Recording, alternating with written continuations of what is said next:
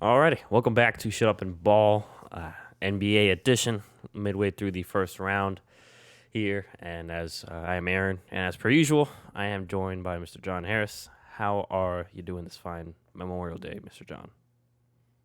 Doing pretty good. Much needed, long weekend. Um, Weekend's been fun for basketball. Today's not as fun. Not very interesting games, Mm. but first round's been pretty entertaining so far. But it's also been one of the more dramatic first rounds that I can remember. Yeah, a lot of storylines to go over, so we'll dive right into that. We'll start with the first one, the main one, really. That's really been popping up. So, especially happened the other night and happened a couple nights ago, too. A lot of fans just not being good fans. This plays to say the least. I believe it started. It was a game two, I believe, with Russell Westbrook. A fan threw. It was a game two, right? I think.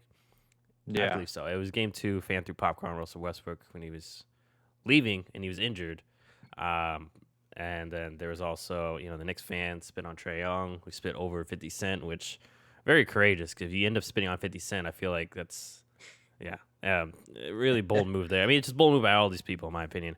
And then, the other night, I recorded this on Memorial Day. I believe it was last night, right? Or yesterday day. Celtics fan threw a water bottle. It was in the direction of Kyrie. Then, obviously, all those fans been reprimanded. The Celtics fan, I think, getting the worst of it. So, obviously, I think we all agree these fans are crossing the line. But any thoughts, reactions to, I guess, these fanatics, because that's what a fan is short for, but these true fanatics doing these things.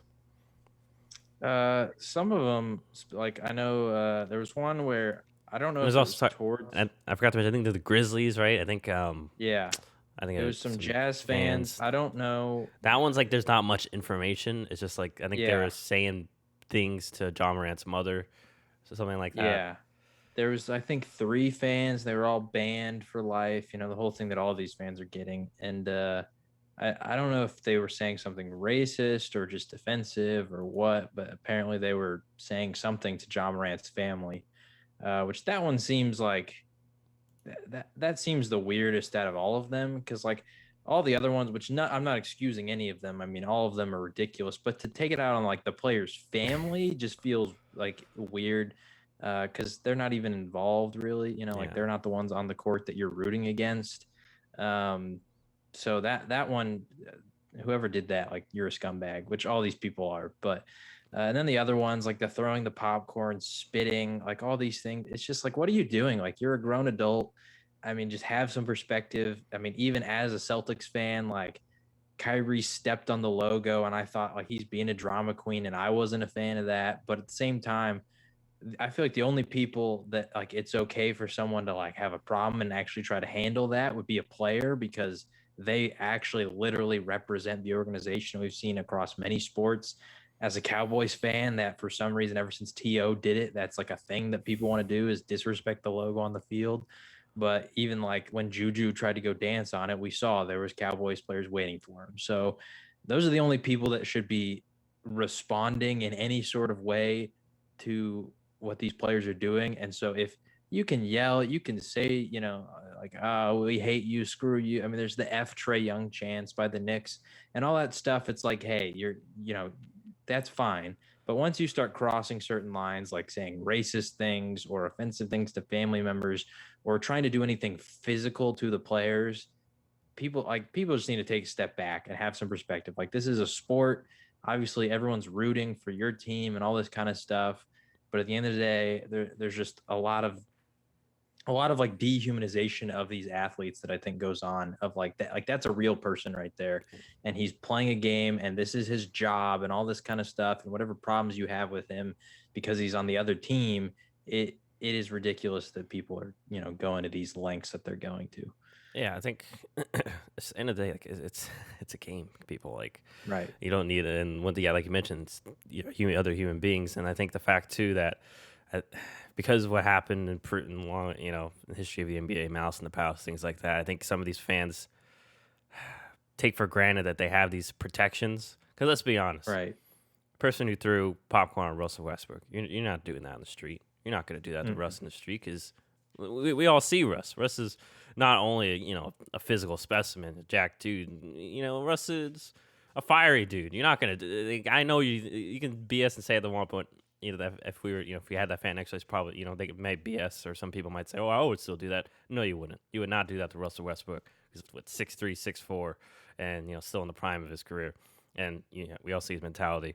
So yeah, and just it's just it, it just annoys me because like these are people that obviously, as someone who isn't that wealthy enough to go to these games religiously, because I imagine some of these people are, especially the Knicks fan, like those tickets must have been expensive, and they might be a season ticket Right. holder, like to take that position for granted, to be to be able to go to a Knicks game, especially a Knicks playoff game, and have that good of seats where you're behind 50 Cent, and you just waste that opportunity by spitting on Trey Young. Granted, I mean, yeah, they deserve it, but like for people like us, we're like, man, like we wouldn't take advantage of that. So I think for some of these people, it's good that the NBA's you know putting the hammer down, and yeah, they're loyal season ticket holders, but they in NBA, and we all know that there's going to be someone else that'll buy those tickets, especially now that we're opening up more. So yeah, I agree with you. I'm glad that the NBA's taking a harsh stance. I was surprised by the water bottle thing because like we'd already seen everything from like about a week ago or a few days ago. So I didn't. Kyrie even kind of made that comment like, hey, let's keep it kind of basically saying keep it civil. And then that happens. It's like, come on. Like, and once again, like you mentioned, like, and for everyone else that aren't part of these fan bases, like these are the bad apples. Like, so I hope Right. so, and I think the players know that, but it's just a matter of weeding out the bad apples and not making sure that things don't escalate. Because yeah, like the water bottle thing, just not cool. And I mean, we'll see what happens with him legally. I don't imagine. I know he's getting charged with like a bunch of things. I imagine he'll probably get dropped down a little bit. Obviously, though, the bigger thing is that not going to be allowed. Uh, I know probably at Boston, but I wouldn't be surprised if the NBA does like you're not allowed in any NBA arena. I'm not sure if they Yeah. can do that. Maybe stadium based, but regardless, I'm glad Adam Silver and the gang are protecting the players because once again, like you mentioned, they are human beings too. Yeah. I mean, I don't know how they actually enforce these kind of things. Like, do you put a picture of them like on the wall and like, hey, if you see this guy, don't let him in? I don't know. Well, But like, yeah, don't you put if your you're name in banned when you from buy one tickets? arena, I think right or something like that. I yeah, I don't know, mean, but you could probably do a but it's fake like, what if name. your friend buys it? Let me see. Like, what? I don't know how they enforce it, but it feels like if you get banned from one NBA arena, you should be banned from all of them because clearly you've done something to where your own team that you're rooting for doesn't want you there. Because these are all like home Yeah, fans that are doing this. I don't think any of these have been the away fans. So yeah, I feel like you should just be banned from all of them. But I will say with the whole Kyrie situation, the comments that he made before the game about the racism and all that kind of stuff. Uh, Number one, I mean, it totally exists. Like, I'm not going to sit there and say like there aren't racist fans probably that are yelling things in the Boston Celtics crowd. But at the same time, uh it was just weird the way that he went about it because he was like, hey, let's keep it to basketball, but then also then directly took it away from basketball right in his comments. yeah, and then he um steps. I mean, granted, whether it's deliberate disrespect or not is up to debate. But if it is, he does the whole stepping on a logo thing. It's like, well, Kyrie, are we supposed to keep things civil here, or like, right, like I like, feel like he is kind of being a hypocrite in his own stuff. um and the person that the comments that I liked the most in response were Jalen Brown's. Because I mean, Jalen Brown, when it comes to a lot of like this the civil movement kind of stuff and yeah, Black Lives Matter and all that, he's someone that I really respect and look up to. And his comments were, hey, I mean, I agree racism exists and all these kind of things, but I'm gonna read him word for word because I don't want to paraphrase or anything like that. He said, however, let me start from the beginning. He goes, I think that racism should be addressed and systemic racism should be addressed in the city of Boston and also the United States. However, I do not like the manner it was brought up centering around a playoff game. The construct of racism, right? It's used as a crutch or an opportunity to execute a personal gain. I'm not saying that's the case, but I do think that racism is bigger than basketball. And I do think that racism is bigger than game 3 of the playoffs. Um, and so I totally agree with him. I just feel like it was a weird spot for Kyrie to bring that up in the way that he did.